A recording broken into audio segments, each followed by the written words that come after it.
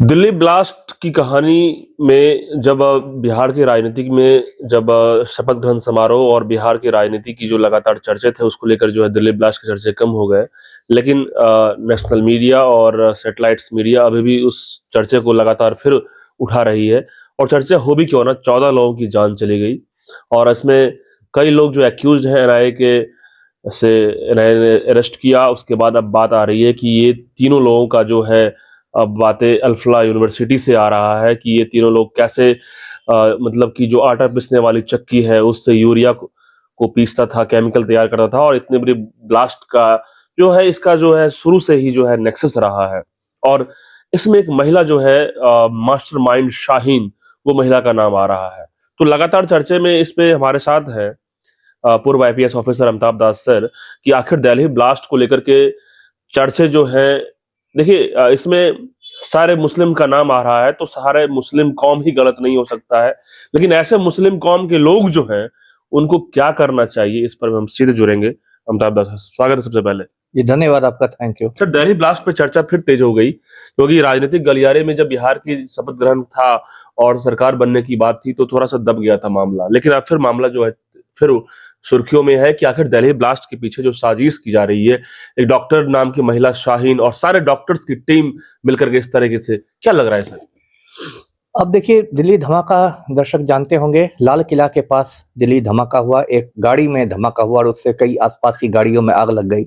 कहते हैं कि 13-14 लोगों की मौतें हुई हैं, कई लोग घायल हुए हैं। एक बड़ी घटना है। उसके बाद एक अल फलाह यूनिवर्सिटी का नाम आ रहा है, उस यूनिवर्सिटी से जुड़े डॉक्टरों का नाम आ रहा है। जो आपने एक डॉक्टर शाहीन का नाम कहा, महिला डॉक्टर है, लेडी डॉक्टर, उनका नाम आ रहा है। और इसका जो मतलब मेन जो तफ्तीश कर रही है वो एजेंसी है एनआईए, नेशनल इन्वेस्टिगेशन एजेंसी। वो इस मतलब पूरे धमाके की तफ्तीश कर रही है, अनुसंधान कर रही है। इसमें 2-4 बिंदु पर मैं बोलना चाहता हूँ। पहली बात तो ये है कि दिल्ली धमाके ने एक बार फिर दिखा दिया है कि प्रधानमंत्री नरेंद्र मोदी एक बहुत ही नकारा और बहुत ही कमजोर प्रधानमंत्री साबित हुए हैं, है ना। मोदी जी बार बार कहते हैं कि हमने आतंकवादियों की कमर तोड़ दी। जब 2016 में उन्होंने नोटबंदी की थी तब भी कहा था कि इससे आतंकवादियों की कमर टूट जाएगी। फिर जब 2019 में धारा 370 हटाई गई थी कश्मीर से, तब भी मोदी जी ने कहा था वह आतंकवादियों की कमर टूट गई। मतलब कम से कम 100 बार अब तक मोदी जी आतंकवादियों की कमर तोड़ चुका है, लेकिन फिर आतंकवाद नहीं खत्म हो रहा है। 2019 कैसे खत्म होगा आतंकवाद? मैं आ रहा हूँ। 2019 में देखिए ये हुआ, पुलवामा ब्लास्ट हुआ, उसमें 40 जवान शहीद हुए। फिर इसी साल आपको 22 अप्रैल को पहलगाम में इतने आतंकियों ने इतने पर्यटकों की हत्या कर दी। अब दिल्ली धमाका हुआ तो कायदे से तो इसके बाद गृह मंत्री को इस्तीफा देना चाहिए, राष्ट्रीय सुरक्षा सलाहकार को इस्तीफा देना चाहिए, लेकिन ये लोग सब कुर्सी से फेविकोल लगा के चिपके हुए इन हैं। लोगों ने कहा कि कोई बक्सा नहीं जाएगा। ये तो डायलॉग बाजी है ना, कोई बख्शा नहीं जाएगा तो क्या हुआ? आज तक 2019 में पहलगाम, ये तो पुलवामा कांड हुआ था जिसमें 40 जवान शहीद हुए थे सीआरपीएफ के, उसमें 350 किलो आरडीएक्स आया था। आरडीएक्स एक बहुत बड़ा मतलब विस्फोटक पदार्थ होता है और आज तक सरकार नहीं पता कर सकी कि ये कहां से आया था। अब ये कितने शर्म की बात है कि कश्मीर जो कि बहुत संवेदनशील राज्य है, जहां मतलब चप्पे चप्पे पर सुरक्षा रहती है, वहां 350 किलो यदि आरडीएक्स आ गया तो ये खुफिया एजेंसियों की बहुत बड़ी विफलता है, सुरक्षा एजेंसियों की विफलता है। तो सिर्फ डायलॉग मार देना कि कोई बख्शा नहीं जाएगा और सब लोग निकल रहे हैं। उसके बाद देखिए पहलगाम कांड हो गया, है ना। उसके बाद ऑपरेशन सिंदूर शुरू किया, डोनाल्ड ट्रंप के फटकार पर उसको 72 घंटे में बंद कर दिया गया। तो एक तो उसका ये एस्पेक्ट है कि मोदी और शाह जो है ये आतंकवाद रोकने में 100% फेल हो गया। दूसरा एस्पेक्ट है जो आपने कहा अल फलाह यूनिवर्सिटी, ये बहुत चिंता की बात है, दुख की बात है कि इसमें डॉक्टर लोग शामिल हैं। डॉक्टरों को तो मतलब धरती का भगवान कहा जाता है, वो तो जान बचाने वाले होते हैं। वो यदि जान लेने पर उतारू हो जाए तब तो इससे ज्यादा दुर्भाग्य की बात नहीं होनी चाहिए। और कुछ लोग पूरे कौम को बदनाम करते हैं, ये भी इसका एस्पेक्ट है। डॉक्टर शाहीन और जितने भी डॉक्टर्स हैं उन लोगों को विदेशी फंडिंग आ रहा है इस तरह की टेरर अटैक करने के लिए, तो कुछ तो होगा ही। देखिए इतने सारे आतंकवादी संगठन है दुनिया, बड़े बड़े अलकायदा है, आईएसआईएस है, फिर देखिए जो पाकिस्तान की जो खुफिया एजेंसी आईएसआई है, जैसे मोहम्मद, हाँ ये तो आतंकवादी संगठन ही है जैसे मोहम्मद। आईएसआई तो पाकिस्तान की खुफिया एजेंसी, सरकारी एजेंसी है, ये लोग तो मदद करती है, इसमें तो कोई मतलब चौंकने वाली बात नहीं है। तीसरी बात क्या है इसमें, दो चिंता की बात है कि एनआईए जो है, जैसे कि सारी सरकारी एजेंसियां पर बहुत ज्यादा राजनीतिक प्रेशर रहता है, तो एनआईए से मुझे ज्यादा उम्मीद नहीं है, क्योंकि एनआईए आप देखिए मालेगांव बम ब्लास्ट में बुरी तरह से विफल हुई है। कुछ साल पहले बंबई के पास एक छोटा शहर है मालेगांव, वहां मालेगांव में धमाका हुआ था, बहुत लोगों की जानें गई थी।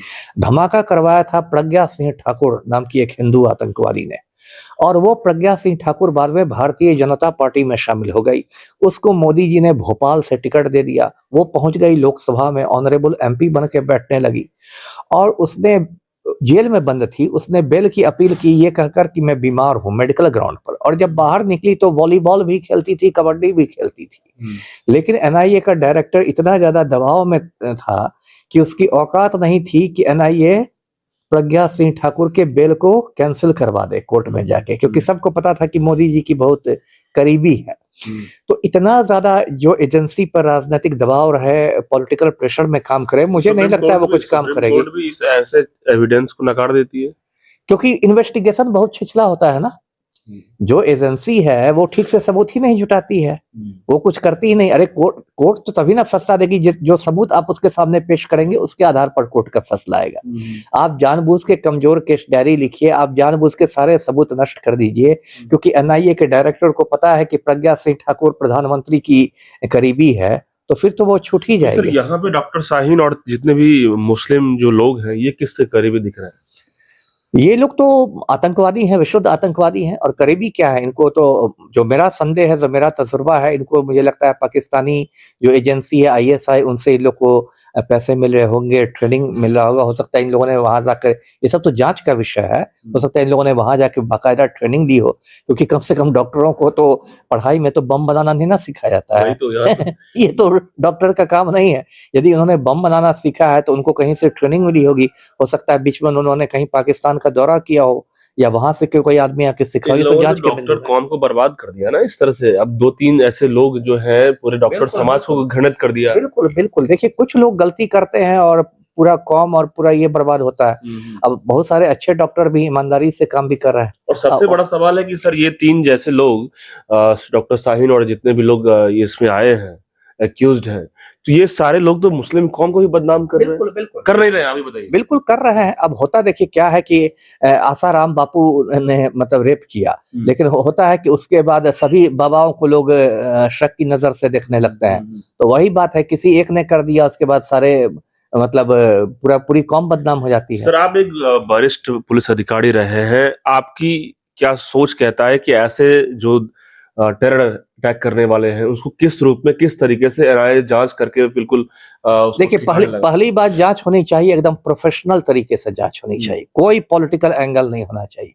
ये नहीं कि प्रज्ञा सिंह ठाकुर नरेंद्र मोदी की करीबी है तो एनआईए उसको छोड़ दे, और डॉक्टर शाहीन नरेंद्र मोदी की करीबी नहीं है तो उसको एकदम लटका दे फांसी पर। वो काम आईपीएस अफसरों का नहीं है, वो काम किसी नहीं है। कोई भी आईपीएस ऑफिसर है, पुलिस ऑफिसर है, उसकी निष्ठा सिर्फ भारत के संविधान के प्रति रहना चाहिए। नरेंद्र मोदी और अमित शाह के प्रति निष्ठा नहीं रहनी चाहिए। सर आपने बताया है अभी, तो इससे तो जाहिर सी बात है कि यदि डॉक्टर शाहीन और जो भी लोग एक्यूज्ड हैं, इनका यदि करीबी नहीं होगा इंडियन पॉलिटिक्स में, तो फिर फंसा देगी एनआईए। वही ना कहा मैंने कि देखिए सारे अफसरों को की निष्ठा होनी चाहिए सिर्फ देश के संविधान के प्रति। आजकल समस्या हो गई कि अफसरों की निष्ठा हो गई नरेंद्र मोदी के प्रति, अमित शाह के प्रति, जेपी नड्डा के प्रति, तो इसी में प्रोफेशनलिज्म खत्म हो रहा है। ये बहुत दुख की बात है। और खास करके ये सभी लोग डॉक्टर में भी आते हैं और मुस्लिम भी हैं, और 14 लोगों की जान भी लिए हैं। तो अमित शाह के बयान जो आया डायलॉग कि बख्शा नहीं जाएगा, और ये डायलॉग मारने वाले खुद तड़ी पार है। चोर मचाए शोर, जी जी, तो ये तो बख्शा नहीं जाएगा इसमें। देखिए ऐसे तो बीजेपी वॉशिंग मशीन है। कल डॉक्टर शाहीन यदि भाजपा में शामिल हो जाए तो हो सकता है उनको भाजपा राज्यसभा भेज दे, ये भी हो सकता है जी। तो ऐसे लोगों को भाजपा शामिल करती है, एकदम शामिल करती है, वॉशिंग मशीन है ना। अगर आज डॉक्टर शाहीन बीजेपी में सर उसमें कंसेप्ट ये हो जाता है ना कि भाजपा तभी शामिल करती है जब भगवाधारी है, प्रज्ञा ठाकुर जैसे लोग, थोड़ा सा एक दो शाहनवाज हुसैन भी रहते हैं ना, एक दो मुसलमानों के लिए भी जगह रहती है ना, एक दो मुसलमानों के लिए भी जगह। कैसे शाहनवाज हुसैन लड़ लेते हैं? शाहनवाज हुसैन तो अपने आप को कहता है कि हम मुस्लिम जरूर हैं, लेकिन हम भाजपावादी और भगवावादी हैं। वही डॉक्टर शाहीन कह देगी वही डॉक्टर शाहीन कह देगी चोला बदलना पड़ेगा, अभी जो बुर्का पहन रही है उसको तो क्या आना है? पड़ेगा भगवा में। हाँ ठीक है, एक भगवा दुपट्टा खरीद लेगी डॉक्टर शाहीन और उसको बीजेपी राज्यसभा भेज देगी, खुद तड़ी पार कार में बैठा के ले तो जाएंगे। फिर बीजेपी भी ये भी कह सकती है कि भाई ठीक है, इन्होंने जो शामिल होने का साजिश किया, लेकिन अब पूरे तरीके से चोला बदल लिया, अब बुरी तरह भगवाधारी हो गए। फिर आपको डाकू रत्नाकर और वाल्मीकि की कहानी सुना दी जाएगी।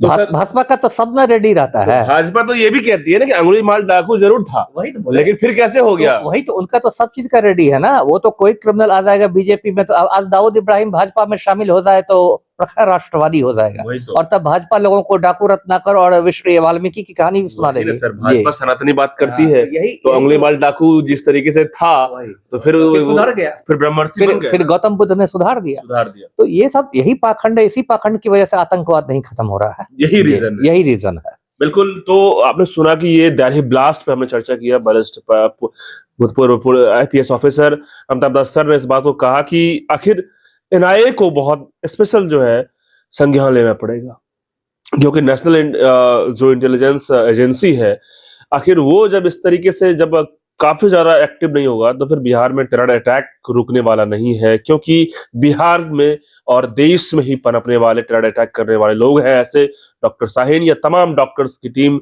और अब तो अल्फला यूनिवर्सिटी में भी इसके तार जुड़े हैं। अल्फला यूनिवर्सिटी में बॉम्ब बनाने का तरीका, ये कैसे सीखते थे, कैसे करते थे, ये सारी जांच के दायरे में है। अब एनआईए इस बात को लेकर कितना जल्दी इसको ठिकाने में लगाएगी, सारा डिपेंड करता है एनआईए पर में। लेकिन आप तमाम लोग क्या सोचते हैं, जो 14 लोगों की जाने गई है उसको लेकर के अब दोबारा तो लौट के आएगा नहीं, और ऐसे में इन लोगों के लिए, इंसाफ के लिए अब पूरा देश चाहता है कि कितना जल्द जो है ऐसे दरिंदे को कहां तक पहुंचाया जाए। बहुत बहुत धन्यवाद।